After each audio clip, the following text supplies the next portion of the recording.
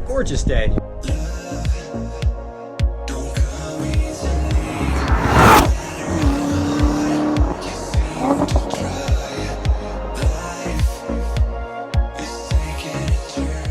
Aloha, good morning, welcome back to the channel, and welcome to the Lonestar Hawaiian Garage. It is an absolutely gorgeous day in Hawaii. As normal, we get some clouds, some clear skies, but regardless, we have a bit to get done today. The truck is a bit overdue for an oil change. Totally my bad, just haven't been paying attention. We're gonna go pick up what we need for that. We're also picking up some additional tools to add to the Lonestar Hawaiian collection. Relatively small, but it is going to grow over time. We need a deeper socket and a 1/2-inch extension in order to pull off the wheels and tires without absolutely demolishing the lug nuts. So we're gonna pick all that up, but most importantly, we're gonna give you guys an update on the leveling kit from Rough Country. We have a 3.5-inch leveling kit, which is basically that space around the top of the strut. If you're new to the channel, this is the most budget-friendly way to lift your truck. 3.5 inches without the upper control arms. Again, the most budget way to do it. Is it really worth it? Or should you just bite the bullet and do it right the first time? We'll find out today, but without further ado,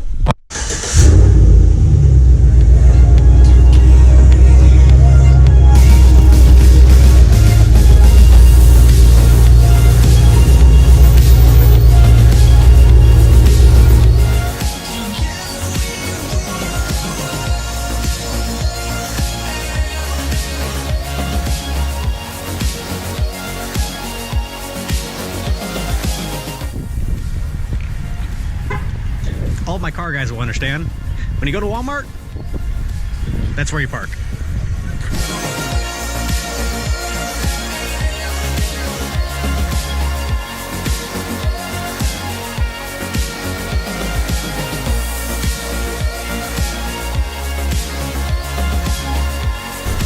And I need a new one of these. So it actually ran over my last one with my truck when I was making my last video.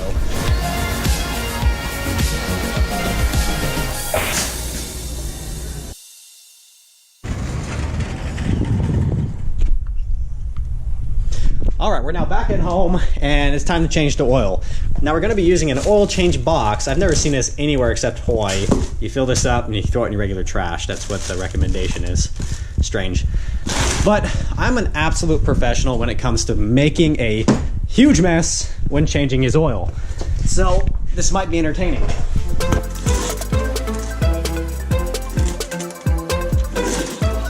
Woo! Got it! Filling up the box.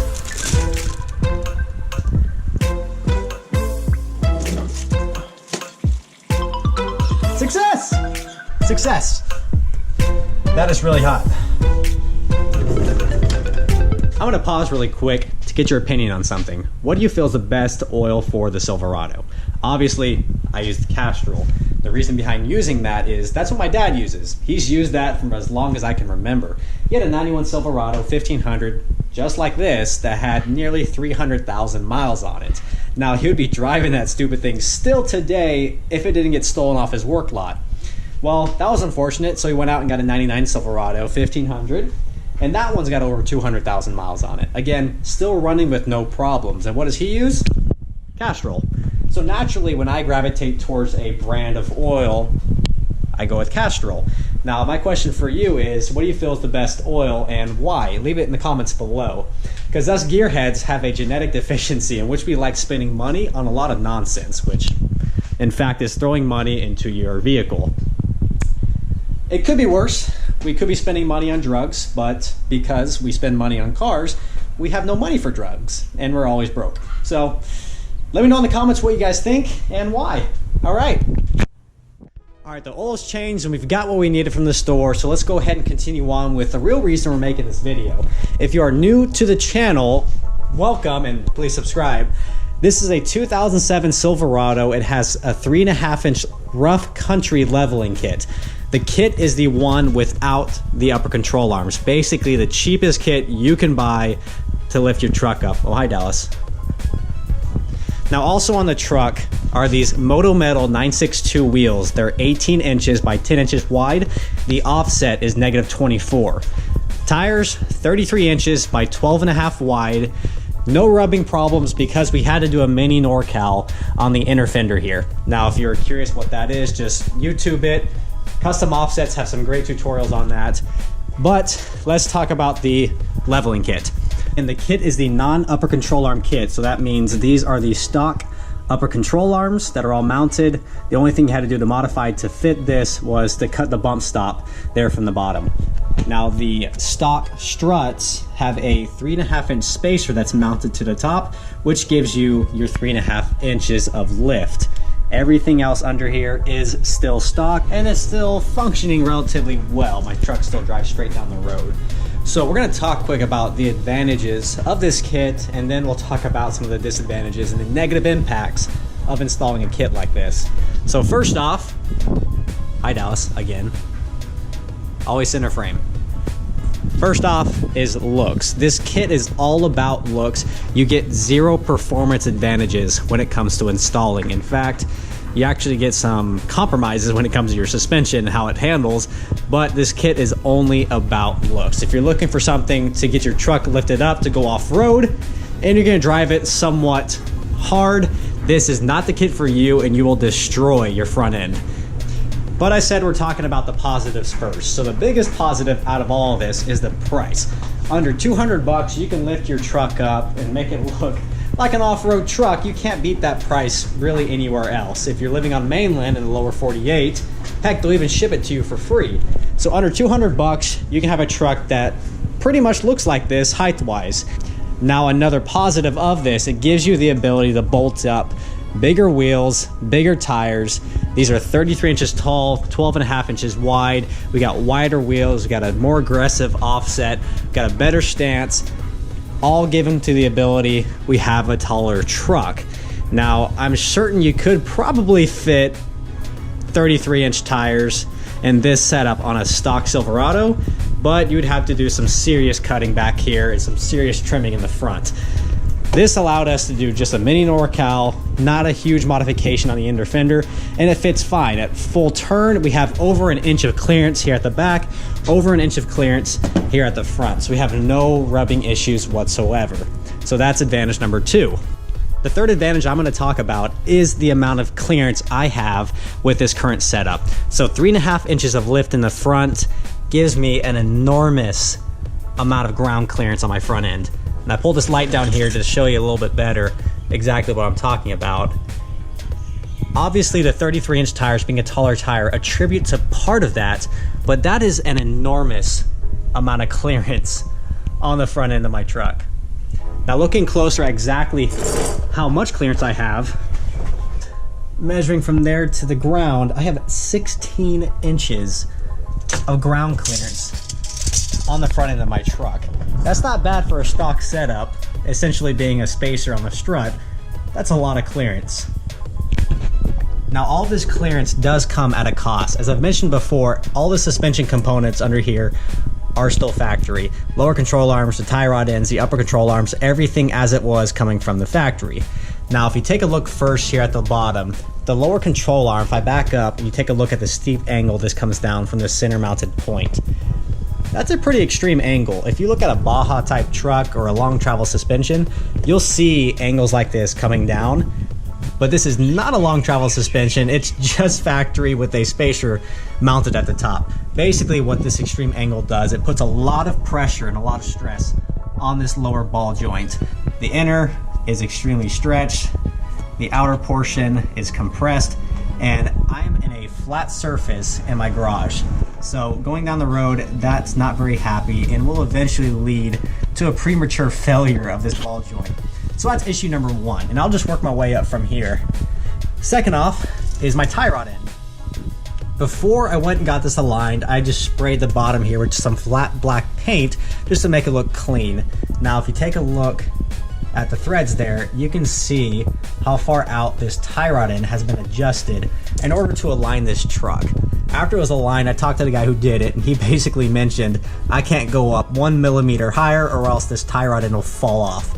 So this to me is extremely unsafe, and if you take a look at how many threads are exposed, I can imagine there being too much more on the inside of here holding this thing together. So that's issue number 2. Now going towards the outside of this, if you take a look at the angle that's sitting at, that's not a very happy angle. Again, on a flat surface. Upper control arms. So these are the stock upper control arms. Again, the kit did not come with the rough country upper control arms. And take a look at that angle. That upper ball joint doesn't look very happy. And from what I can read and what research I've done, this is the point of most failure when it comes to these type of kits. With all this crap I'm showing you under here and the severe angles it's sitting at, I'm 5,000 miles in on this. Haven't had one problem at all. To be honest, going down the highway, you really can't tell a difference with the suspension. Now at lower speeds, around turns, hitting speed bumps, you do feel that the suspension is a little uneasy. And I'll go over more details on that here in just a minute. But again, you get a lifted truck, $200. You can put some bigger wheels and tires and get a more aggressive stance. It's really hard to complain, and I really hadn't had any serious issues so far. So speaking of ride quality, let's go ahead and go for a drive. We'll talk a little bit more about how it feels going down the highway, as well as around turns and back roads.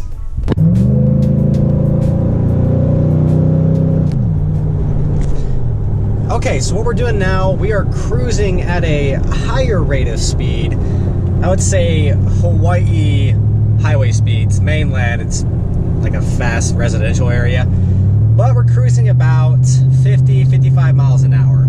Now, the kit we have on it, all the suspension components, I don't feel a difference between our stock setup and this current setup. The truck drives arrow straight, lift my hands off the wheel. The truck will continue straight down the road, no problem at all. I got the air conditioning going, nice relaxing day. I don't feel a difference between this and stock. It's a little bit stiffer when you hit those highway portions that are a little bit more bumpy. You do feel more planted, but at the end of the day, there's not a huge difference on the highway, and to be honest, I don't notice a difference.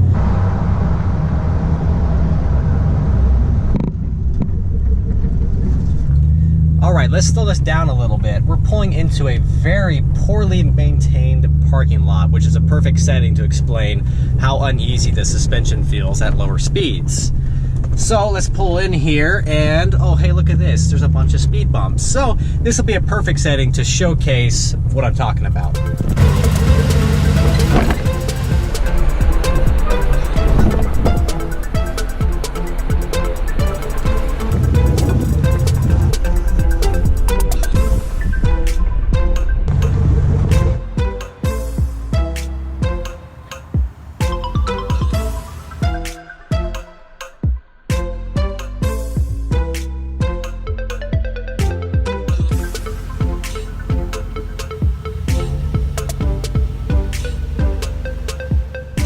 Alright guys, it is now the next morning. Things got a little busy last night and we lost daylight, so I figured we finish this up this morning. So I hope you can see and understand what I was talking about with this kit and with the suspension, with those harsh angles of the upper control arm, the lower control arm, and the way the ball joint is sitting. When you hit a speed bump, when you hit a bump on the road, it kicks the tire out a solid 1 to 2 inches as the wheel comes up. Now, that puts a lot of strain on every single one of those joints, because as that tire comes up, all that pressure is being put at that point on the joint and then pushing that tire out. That's where those terrible feelings from the driver's seat comes from, is you just does not feel comfortable. But I cannot reiterate this enough. We are 5,000 miles in on this leveling kit.